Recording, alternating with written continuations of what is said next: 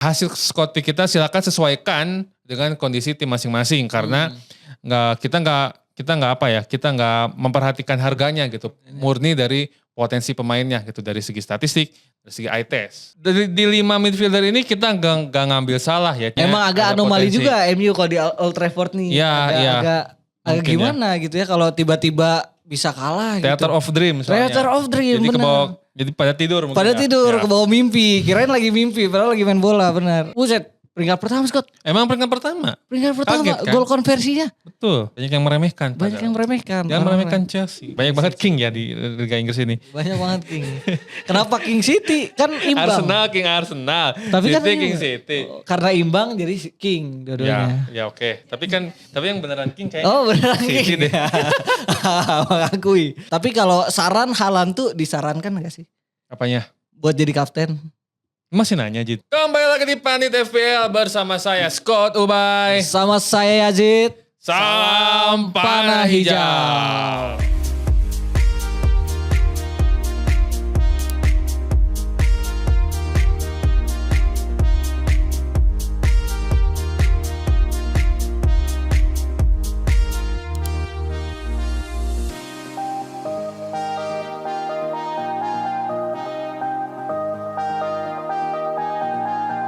Oke Jit, memasuki game week ke-6. Game week ke-6. Bersama Scott Yazid ya, gokil. Iya. Scott Tonai sedang ini ya, sedang ada kerja-kerja sosial ya. Kerja-kerja sosial, benar. Jadi bersama dulu Scott Yazid. Dan di game week 6 ini kita gak usah banyak bahas game week 5 ya Yazid ya. Kenapa tuh? Karena terlalu menyakitkan ya. Ada yang sakit hati. Terlalu menyakitkan, menit 98. Astaga. Harusnya 3 poin untuk Arsenal. Tapi ya itulah. menit akhir udah matiin TV. Nah itulah. Udah matiin TV. Tiba-tiba kabar. Susah ngalahin tim backingan APBN. Tapi aduh emang Arsenal nih suwe banget ya. Kalau udah menit akhir. Padahal Benar. kalau dari segi pertahanan gimana tuh Scott? Perfect. Perfect ya. Kacau, keren parah. 10 player itu Zid. Iya. Aduh. Keren. Sebelum kita masuk ke Scott Pick Zid, seperti biasa kita ingatkan dulu kalau semua konten dan bahasan FPL kita sediakan di akun Instagram, akun X dan TikTok juga, ada di YouTube ini juga di @panditfpl. Semua konten terkait FPL ada. Sekarang ada yang baru, ada artikel. Jadi teman-teman komunitas FPL Indonesia kita rangkul ya untuk bisa jadi kontributor sebagai penulis di Pandit Sharing khusus topiknya FPL. Akan tayang 3 artikel setiap minggu, setiap pekan. Kalau itu ngebahas FPL berarti ya, bukan roadmap. Khusus apa roadmap? Bukan roadmap, bukan. Roadmap ada lagi. Oh, ada lagi segmennya beda. One day one roadmap. One day one roadmap. Oke. Oke, Jit. Langsung aja kita Scott Pick game week ke-6. Formasinya dulu Scott. Formasinya tetap 3-5-2. 3-5-2. Okay. Meta penyerang masih. Meta penyerang. Di posisi kiper ada siapa Jit? Ada Sanchez dari Chelsea nih. Harganya cukup murah, 4,6.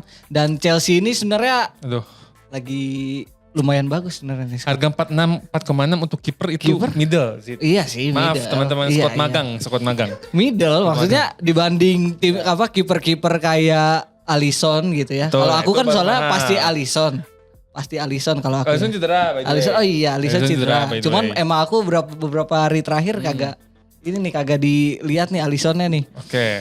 Nah si Chelsea ini emang lagi bagus nih. Ya karena apalagi si Sanchez punya potensi clean sheet karena Chelsea bakal lawan Brighton yang di 4 game week terakhir Brighton ada di peringkat 4 paling bawah. Ya dalam hal gol konversi yaitu cuman 7% aja. Dan itu dari 71 tembakan. In the box yang 43, on target 17 dan hanya menciptakan 5 gol. Sedangkan si Sancheznya ini di 2 game week terakhir 2 clean sheet. 2 clean sheet, mantap banget ya Chelsea. Dan potensi save-nya juga gokil nih, 85% dari 4 game week terakhir. Lumayan karena mungkin di game week ini kandidat kiper yang bagus selain Sanchez ada David Raya udah pasti. David Raya pasti dah. Udah pasti. Pasti banget. Tapi gak tahu sih, dia kabarnya ada cedera tapi gak tahu tuh, belum ada kabar pastinya. Sama Fleck kan Brentford, itu lumayan juga karena fixturnya bagus ke depan gitu. Oke. Selanjutnya Scott. Selanjutnya dari posisi back udah pasti kita tetap ambil TAA ya. TAA, jadi kayaknya TAA nggak perlu terlalu banyak dibahas ya. Jadi langsung aja ke defender kedua.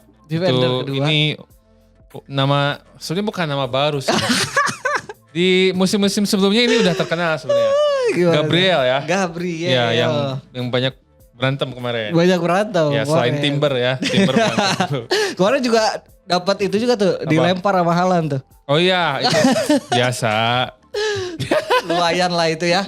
Jadi bahan bulian tuh di tongkrongan kayak sih. Pelampiasan biasa. 90 menit dikantongin terus kan biasa. Kesel biasa. Walaupun nyetak 1 gol. Nyetak 1 gol. Haaland nyetak 1 gol, Gabriel cetak 1 gol. Impas bro, impas. Tapi kan Gabriel back, bisa cetak gol, bisa ngantongin orang. Respect. Makanya si Haaland tuh gedek tuh ya. Respect. Gabriel harganya 6,1 udah naik. Kayaknya sih harganya bakal naik lagi ya menjelang akhir game week karena 2 gol di 2 game week terakhir. Harusnya sih bakal jadi komoditas utama ya di sisi pertahanan gitu. Dan 4 game week terakhir juga Arsenal sebenarnya shots conceded-nya paling banyak tuh 81. Tapi hanya kebobolan 3. Jadi menerima 81 shots, kebobolan 3. Gila kan? Oke. Defendernya dan kipernya juga sih. Clean sheet 2 kali. Jadi meskipun ya statistik bilang kalau shots conceded-nya banyak atau menerima ancamannya banyak. Tapi dia dapat 2 clean sheet dan hanya kebobolan 3 gol. Oke. Wajib diambil defender Arsenal karena fixture kedepannya juga bagus. Arsenal ya. Benar, Arsenal Gabriel ya. Kalau Saliba gimana Saliba? Saliba nggak terlalu sih kayaknya kalau misalkan ya Saliba juga bisa, cuman mungkin potensinya dari clean sheet gitu ya. Tapi kalau dari gol dari the king of set piece Arsenal. Ini dia arahnya ke sini. Ini arahnya. Gabriel itu target utamanya aja. Target utama. Dari kelihatan dari polanya Nicolas Jover nih. Gabriel ini jadi target utamanya corner. Gila. Saliba itu hanya dummy gitu kan. Jadi ya itulah. Terpesona sih orang-orang lihat King Corner ini. King set piece. Bukan hanya corner. Sorry. Siap dikoreksi. Oke. Next Din. Oke, next ada Pedro Porro. Harganya 5,6 nih Tottenham. Di 4 game terakhir si Tottenham ini jadi tim yang sedikit juga dalam hal menerima ancaman, cuma 32, in the box-nya 28, on targetnya 5 dan kebobolan 4. Berarti dari 4 game week terakhir kebobolan 4 ya 1 gol lah ya. Walaupun itu ya si Porro ini punya potensi gol dan assist karena di 4 game week terakhir Porro ini defender peringkat pertama dalam hal menciptakan tembakan. Ya. 9. Lawannya MU tapi Jit. Lawan MU away. Tapi terakhir laga di Old Trafford di bubuk Liverpool kalau nggak salah. Iya sih. Ini kayaknya emang agak anomali juga MU kalau di Old Trafford nih. Iya.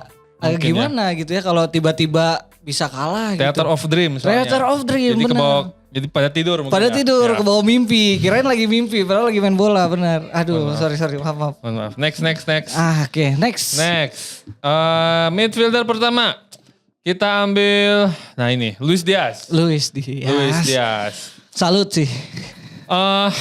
Di 5 midfielder ini kita gak ngambil Salah ya. Cuman Salah masih jadi unggulan sih. Cuman kita coba buat drop dulu Salah, naikin Diaz dan bisa masukin 4 midfielder yang lain gitu. Nah Diaz ini lebih murah dari Salah dan returning point-nya juga lebih tinggi di 4 game kemarin. Si Liverpoolnya secara tim itu dalam 4 game terakhir gol konversinya paling tinggi keempat. Dan udah mencetak 8 gol. Dan si Luis Diaz ini itu midfielder dengan gol terbanyak dari 4 game ada 5 gol dari 10 shots aja. Jadi lumayan efektif gitu. Salah mungkin shotsnya lebih banyak Zid. Benar. Cuman Diaz lebih efektif aja. Efektif ya. Dan banyak banget nih yang berseliweran kalau di draft wildcard itu orang-orang yang kalau pakai wildcard itu banyak yang ngejual Salah. Tapi Diaznya dipertahanin atau ngejual Salah beli Diaz. Ada yang kayak gitu juga. Jadi kita coba mengikuti arus itu sehingga kita coba drop Salah. Tapi kita juga ingatkan bahwa Salah masih jadi midfielder unggulan. Ya TSB-nya juga cukup ya. tinggi juga, banyak banget ya itu. 30,60%. Hampir mirip-mirip Lumayan. sama Saka, benar. Tapi kayaknya bakal turun terus nih TSB-nya karena banyak yang jual kemarin-kemarin kalau nggak salah dicek. Oke. Gitu. Oh salah, Dias yang naik. Dias. Salah yang turun. Oke. Iya karena emang lebih murah ya harganya murah, dan jauh, lebih efektif 7,9. di atas lapangan si Dias. Tuh. Oke. Next, ada siapa Jit? Nih, aku cukup tercengang sebenarnya ada di daftar ini. Noni Madueke. Tercengang, kenapa tercengang? Sebenarnya, walaupun dia di awal-awal emang keren banget sih. Aku salut sih sebenarnya Madueke, maksudnya di musim lalu kan bukan jadi pilihan utama ya, akhirnya masuk ke squad pick. Aku respect. Ini udah berapa kali squad pick? Iya makanya Madueke aku respect. Dia tetap konsisten gitu, keren gitu. Karena Palmer kemahalan. Itu aja sih sebenarnya. Itu aja sih. Ya walaupun maksudnya Chelsea ini kan datengin banyak pemain juga kan. Dan Coba. Siapa? Apa namanya? Sancho gitu kan mungkin ya harusnya Sancho dari ini menurutku bisa sih harusnya di perform gitu Chelsea. Enggak bisa. Enggak bisa. Ya Madueke di game week 4 di 4 game week terakhir nih Chelsea ini tim peringkat pertama Scott. Emang peringkat pertama? Kaget, kan? Gol konversinya. Betul. 22,4% dari 49 shoot, in the box 35, on targetnya 28 dan mencetak 11 gol. Tuh.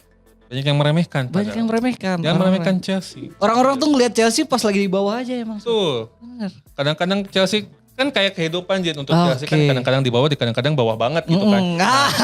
Dia lagi di bawah. Oke. Benar.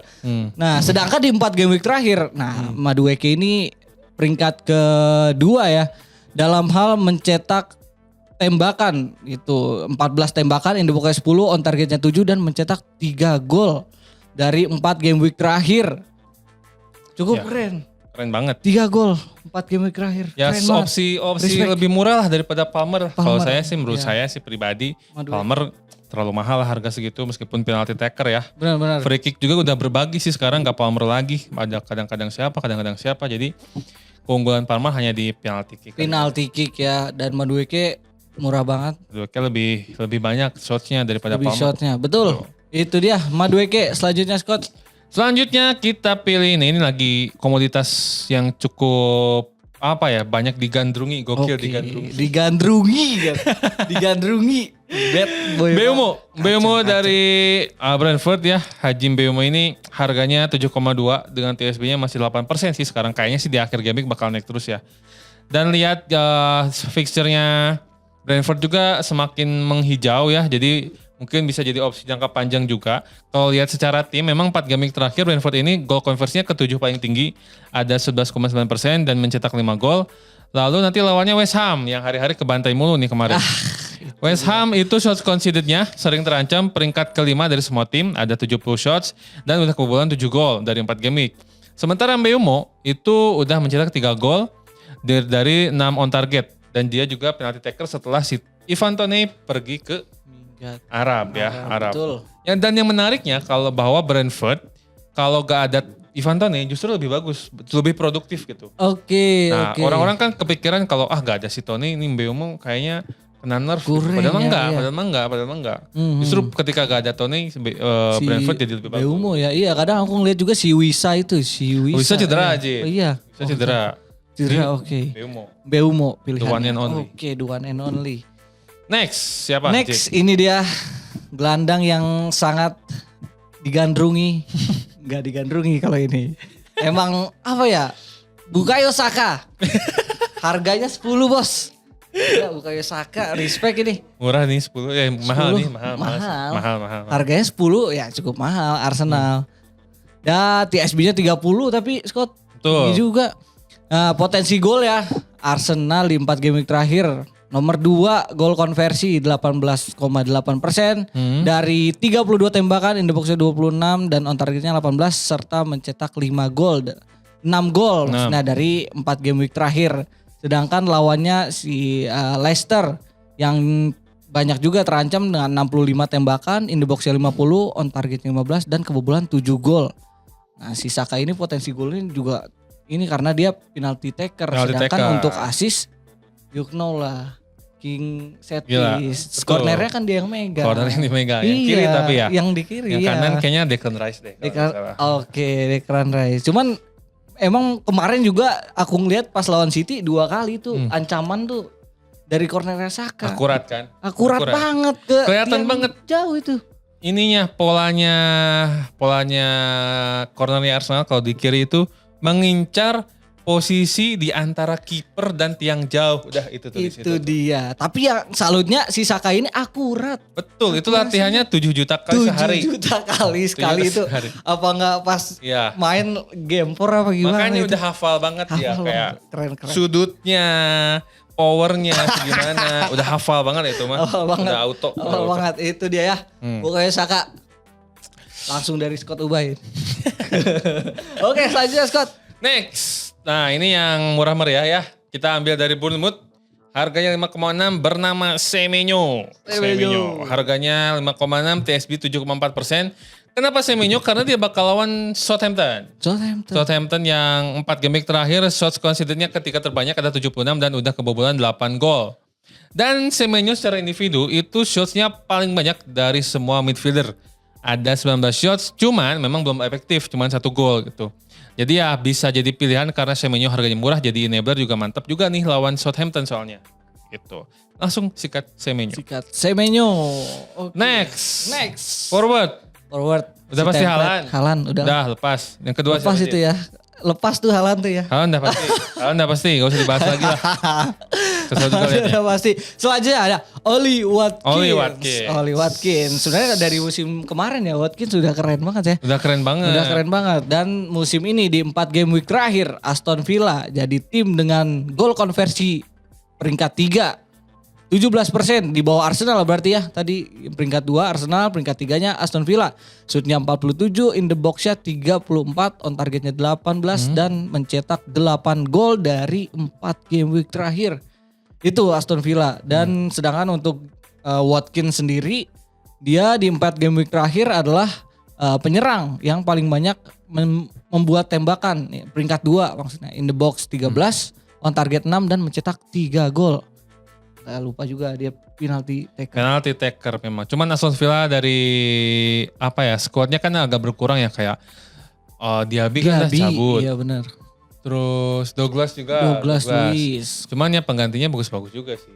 Watkins. Iya itu dia. Ada yang musim murah gitu si Rodgers kemarin yang awalnya 2 poin mulu kemarin dapat 2 assist gitu kan. Ada Tielemans dan sebagainya. Cuman beratnya Aston Villa sekarang kan main di Eropa ya. Jadi ya harus diperhatikan si roulette-nya si Unai ini. Oh benar. Unai Emery. Bahaya itu ya. Bisa jadi mereka mementingkan Liga Eropa itu. Nah tapi di midweek ini nggak ada Liga Eropa. Adanya Carabao doang. Carabao juga. Carabao kayaknya bisa lapis 2 lah gitu ya. Kelas 1 lapis 3, Arsenal mah ya lapis 4. Arsenal lapis 87. Oke Zid, masuk ke aset diferensial pilihan kita. Di posisi kiper kita pilih kipernya Southampton, McCarthy. TSB-nya sangat rendah, 0,2%-nya di bawah 1%.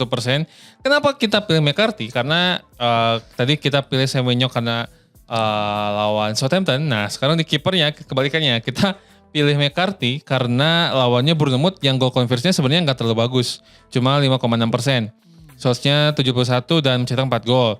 Dan yang menarik adalah McCarthy dalam 4 game terakhir save percentage-nya paling tinggi kedua, 87,5%. Wow. Nah, cuman resikonya ya memang belum pernah clean sheet. Save-nya banyak, cuman belum pernah clean sheet gitu doang. Jadi harapannya minimal dapat poin save. Meskipun gak dapat clean sheet.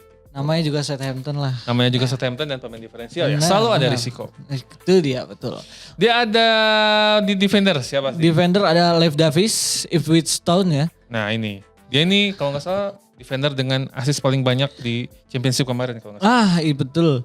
Nah kalau sedangkan potensinya ini di 4 game week terakhir Everton tim peringkat 10 ya. Walaupun promosi mereka masih ada di 10 besar dalam hal menerima ancaman. Mereka sedikit menerima ancaman yaitu 55 shoot, in the box-nya 37, on targetnya 18 dan kebobolan 6 gol.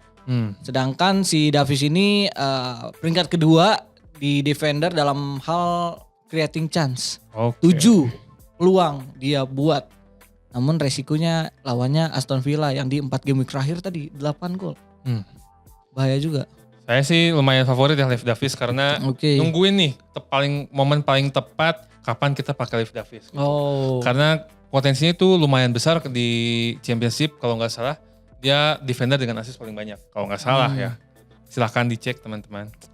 Oke, itu dia Leif Davis.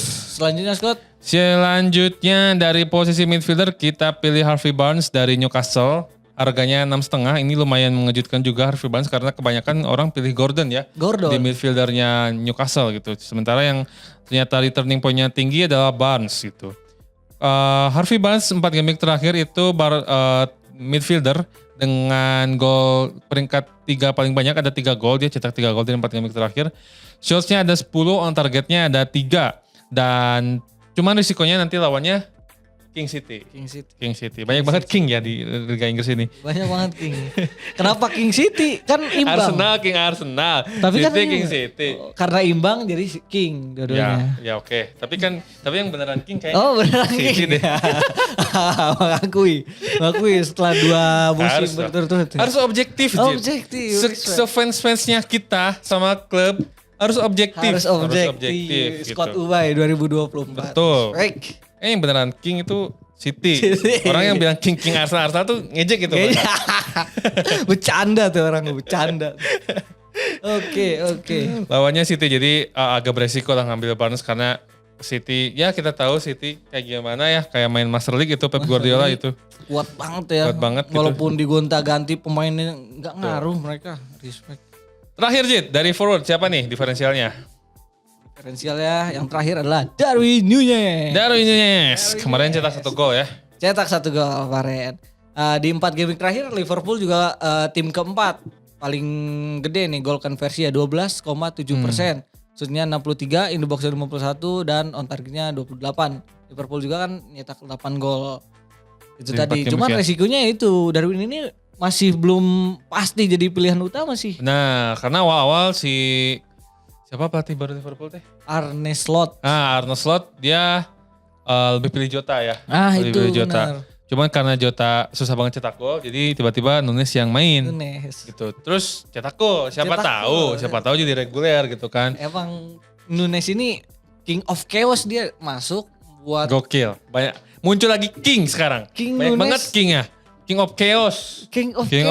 Asli beneran. Kadang aku suka banget tuh pemain-pemain yang menimbulkan kericuhan di lini belakang orang gitu. Yeah. Kayak Grealish kemarin kan tiba-tiba.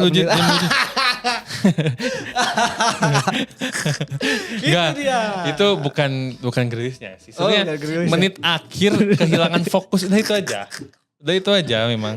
Kehilangan fokus aja itu menit akhir. Nah, sebelum kita ke kapten, kita mau sedikit ngasih tahu lah ya.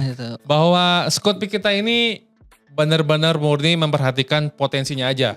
Potensi dari segi statistik, dari segi eye test, dan harganya sedikit kita kesampingkan gitu. Jadi reminder buat teman-teman yang menonton dan memperhatikan squad pick ini, kalau hasil squad pick kita silakan sesuaikan dengan kondisi tim masing-masing, karena kita nggak memperhatikan harganya gitu, murni dari potensi pemainnya gitu, dari segi statistik, dari segi eye test gitu ya. Betul. Jadi silakan pertimbangkan dan sesuaikan dengan tim kalian masing-masing gitu. Oke, selanjutnya Scott. Kapten. Pemilihan kapten.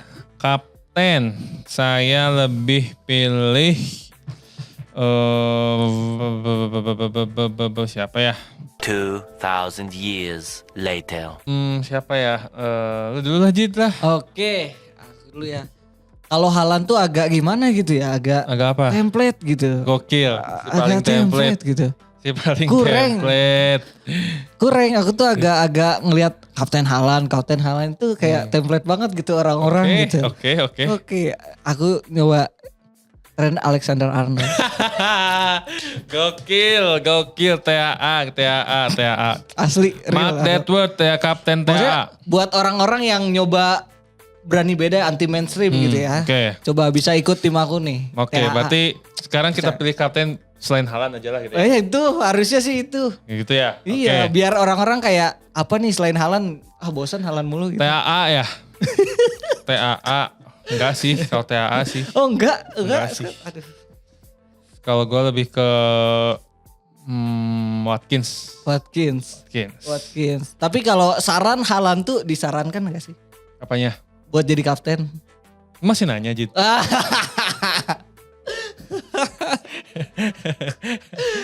Udah merasakan sendiri soalnya ya. Arsenal juga. Dengan defense terbaik pun Arsenal masih kebobolan sama Haaland. Masih kebobolan. Tapi gol pertamanya Haaland itu demam panggung sih. Calafiori ya. Pertama kali masuk line up langsung lawan City gitu kan. Jadi ya malum lah gitu. Tapi kan langsung dibalas satu gol oleh Calafiori kan. Iya, Signature shootnya itu. Mantap itu. Oke lah. Udah lah Jid. Jangan usah gue bahas-bahas memori gak enak ya. Memori gak enak. Oke lah teman-teman, terima kasih buat yang sudah menonton ya. Semoga kita dapat panah hijau. Saya Scott Ubay. Saya Yazid. Salam panah hijau.